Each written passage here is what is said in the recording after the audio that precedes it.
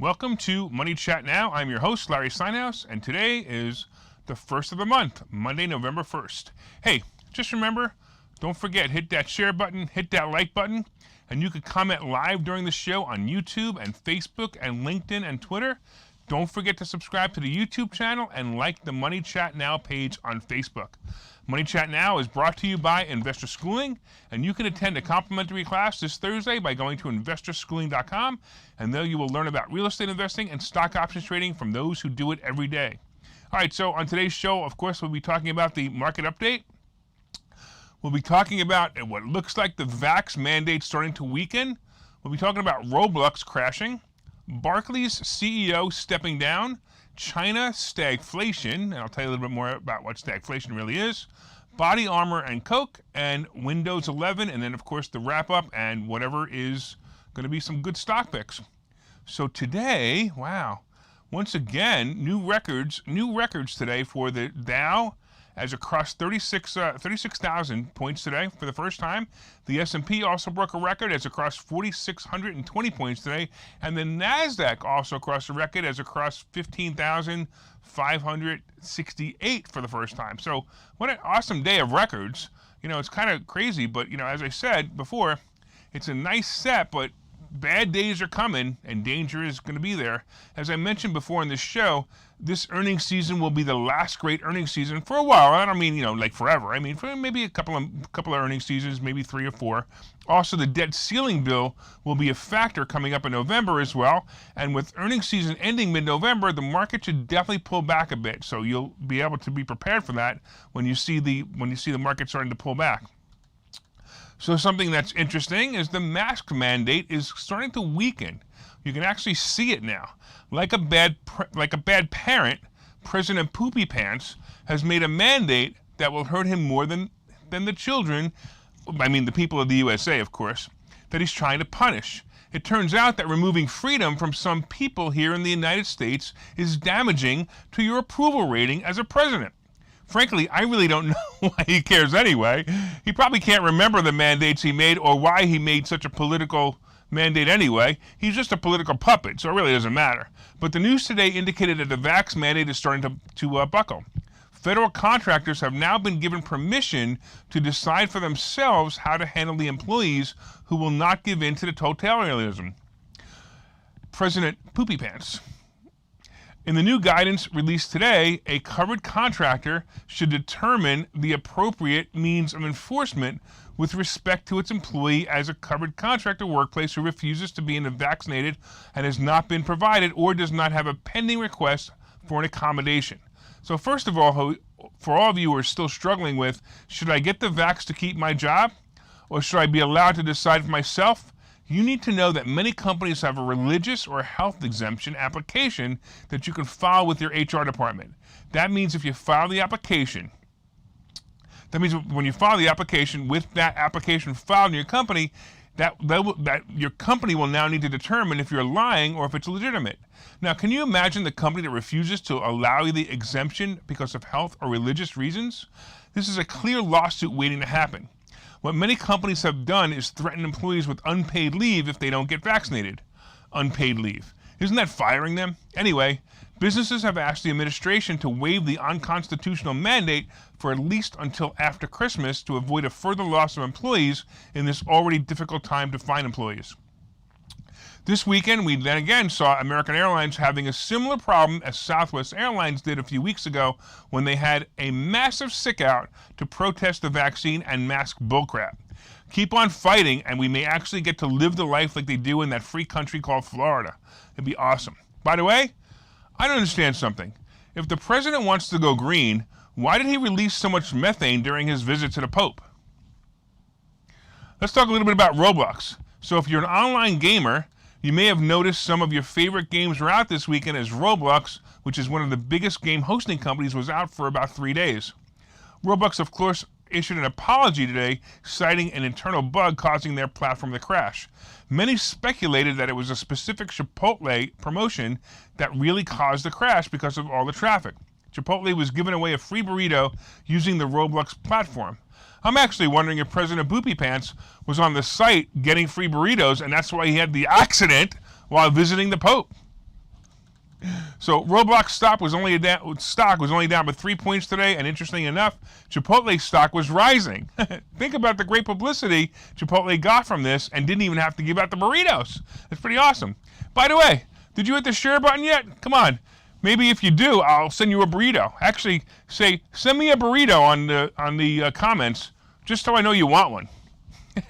Let's talk a little bit about Barclays CEO stepping down. Epstein didn't kill himself, but he did kill the career of Jess Stanley, the now former CEO of Barclays Bank. Apparently, there were a 2-year probe into the relationship of the former CEO and Jeffrey Epstein, the convicted sex offender. Barclays said Mr. Staley stepped down in view of the conclusions made by UK regulators in his long-running investigation into what Mr. Staley told the bank about his association with Mr. Epstein and what it told regulators about the relationship. Barclays shares were down about 1% today on the news.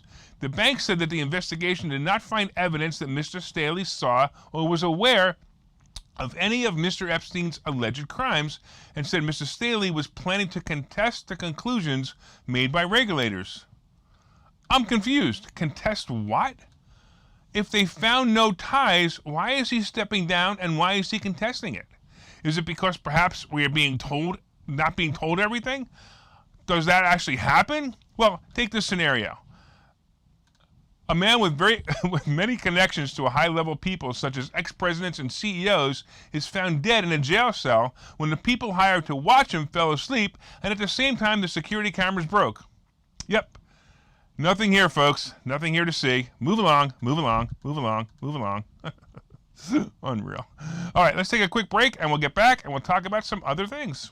Okay, so you've thought about investing in real estate, houses, apartment buildings, properties, but don't really know where to start? Well, what if you could very easily learn how to gain strategies to use other people's money to buy and sell houses in the Philadelphia area? If you could learn and network with successful area real estate investors and how to produce monthly income on rental properties without headaches, that place is Investor Schooling. With Investor Schooling, you'll learn from 2 Philadelphia area rockstar real estate investors, Phil Falcone and Larry Steinhouse, about how to buy and sell properties the easy way and teach you basic and advanced techniques to help you make money in real estate. You can attend Investor Schooling in person or online visual classes 8 times a month. You can and will learn how to make money in real estate. Call for free information and get a complimentary pass to one of these classes. But don't delay, as these complimentary passes are limited. Call the number on your screen now or visit investorschooling.com. investorschooling.com.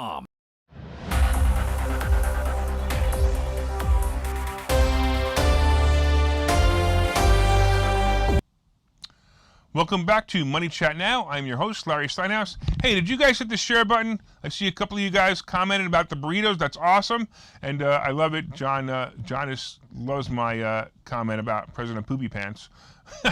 I love that too. That's great. All right, come on, share it, hit the like button, and of course, leave more comments. Let me know you're enjoying the show. By the way, real quick, I wanted to let you know about, of course, the fact that we've been just talking about the market update and the fact that the Dow and S&P all broke records today, and that's kind of cool. It's always cool when that happens, of course, right? We're also going to be talking about China's stagflation coming up, and we're going to be talking about Body Armor and Coke, and then, of course, Windows 11. Kind of neat. I'm actually running Windows 11 right now. I'm going to talk about that in a little while. All right, so let's talk a little bit about China's stagflation. So apparently, China is experiencing a phenomenon called stagflation. So what is stagflation, you ask? Stagflation is when the cost of goods continues to rise like regular inflation, but unemployment is also rising. So this is usually odd because when people are out of work, they can't afford to buy things, so manufacturers will cut costs to sell them. In this case, stagflation actually makes them rise. Stagflation is when the manufacturers has a limited supply and they don't really care who can afford to buy their goods because they know that they will be sold to those who can afford them. It's similar to like the cars right now. If you need a car right now, you're paying way over price right now, just the way it is. China is going through this period because factory output was held back by reduced power supply. In other words, they had rolling blackouts, material shortages, and high input costs. It amazes me that history shows again and again that communism just doesn't work. Well, that's not actually true. It actually works for the governing body of communism, but not the people. Didn't you guys ever read Animal Farm? I bet it's on the book ban list in China. By the way, look for stagflation here in the U.S. shortly as gas prices start to make an inflation pop as well, and that will be a problem for us in the future. Let's talk a little bit about Body Armor and Coke. So today, Coca-Cola announced today that it bought full control of a sports drink maker, Body Armor, for $5.6 billion. So this company is the largest brand acquisition to date. So basically, this is the largest acquisition for Coke ever. The beverage giant bought 15% stake in Body Armor in 2018. That was the second largest shareholder. At the time, basketball legend Kobe Bryant was his third largest shareholder after investing in Body Armor in 2013, just 2 years after its founding. The estate of the late NBA star will receive approximately $400 million from the sale. That's pretty cool, according to the Wall Street Journal. As part of the deal, Body Armor co-founder Mike Ripoll will collaborate on the company's still beverages portfolio. Ripoll also founded Vitamin Water, Smart Water, and energy brands, all of which are now owned by Coke. Ripoll and Body Armor president Brent Hasty will also stick around to help Body Armor in its quest to overtake Gatorade. And that's what this is all about. Now, Gatorade is owned by Pepsi, and this has been a thorn in Coke's heels for a while. So, anyway, I was thinking about the name change for Coke. About the name for Coke. And like the brand of Coke is Coca-Cola. But if Coke is too big for the brand Coca-Cola, why not rebrand itself like Facebook did with Meta, which stands for Metaverse, and call themselves Sugarverse, or maybe Poisonverse, or maybe Unhealthyverse, or maybe, I don't know, Cancerverse. Well, never mind. That's fine. All right. Let's talk a little bit about Windows 11. So we talked about Microsoft surpassing Apple as the biggest company in revenue, and today I actually downloaded Windows 11 on my laptop. I'm going to say it appears to run faster than the previous version of Windows, at least for now. I'm mostly hoping that it doesn't require daily updates for the previous version. So I have to tell you, the funniest thing is I wrote that today, that I hope it doesn't require daily updates, and within minutes I got an email that says, again, it has to be updated. Unbelievable. So it's already the same stuff, just different day. All right, let's take another quick break, and we'll come back in a few minutes and talk about what's going to go on in the after the break thing. Okay, so you've thought about investing in real estate, houses, apartment buildings, properties, but don't really know where to start? Well, what if you could very easily learn how to gain strategies to use other people's money to buy and sell houses in the Philadelphia area? If you could learn and network with successful area real estate investors and how to produce monthly income on rental properties without headaches, that place is Investor Schooling. With Investor Schooling, you'll learn from two Philadelphia area rockstar real estate investors, Phil Falcone and Larry Steinhouse, about how to buy and sell properties the easy way and teach you basic and advanced techniques to help you make money in real estate. You can attend Investor Schooling in person or online visual classes 8 times a month. You can and will learn how to make money in real estate. Call for free information and get a complimentary pass to one of these classes. But don't delay, as these complimentary passes are limited. Call the number on your screen now or visit investorschooling.com. investorschooling.com.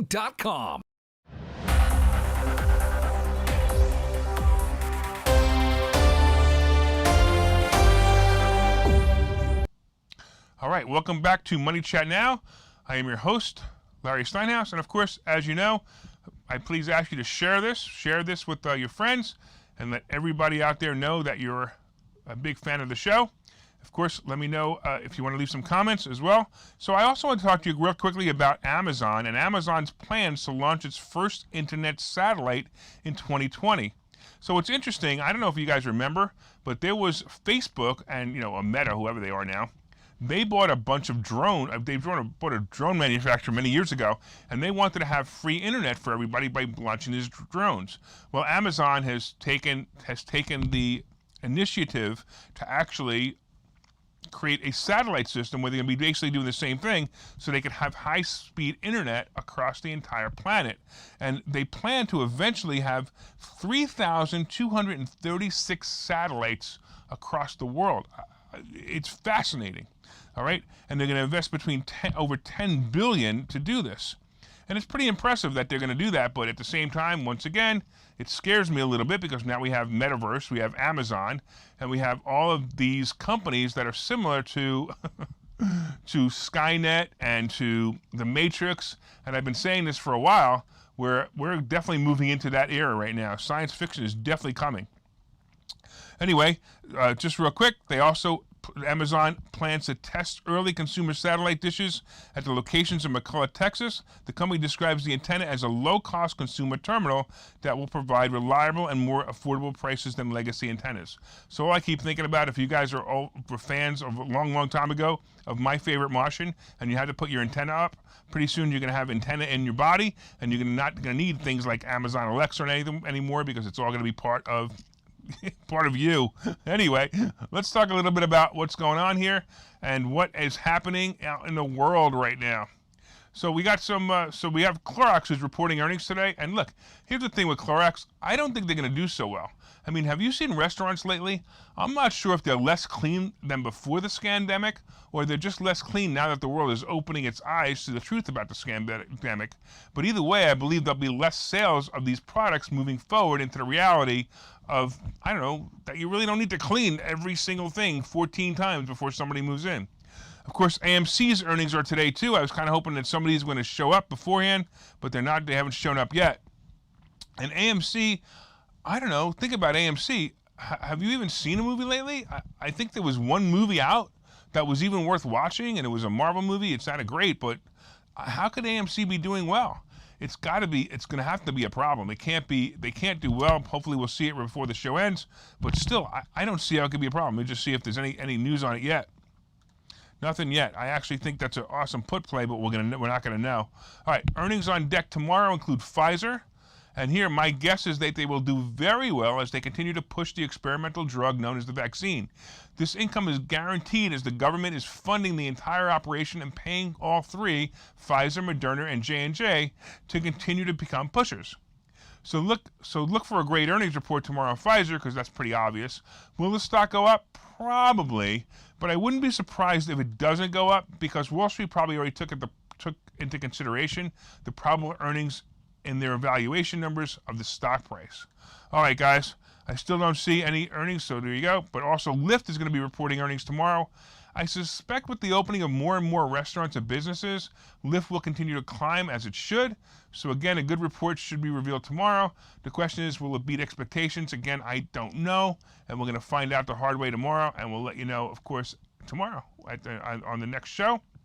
And once again, hey, crypto scene. All right, so we're basically about the same places. Bitcoin's about 62,000.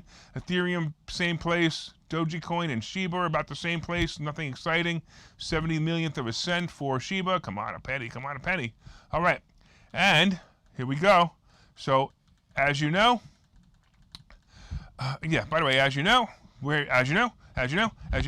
did you hit the share button? Did you hit the like button? All right, from time to time, I own some of the assets and options discussed in this show. The opinions discussed in this show is solely mine, and no one has asked me to discuss them. Thank you again for watching Money Chat Now, and we look forward to your continued support. Have a great weekend. Have a great weekend. You can tell that that's still in there from last week, but have a great weekend anyway, even if I'm giving it to you 5 days early.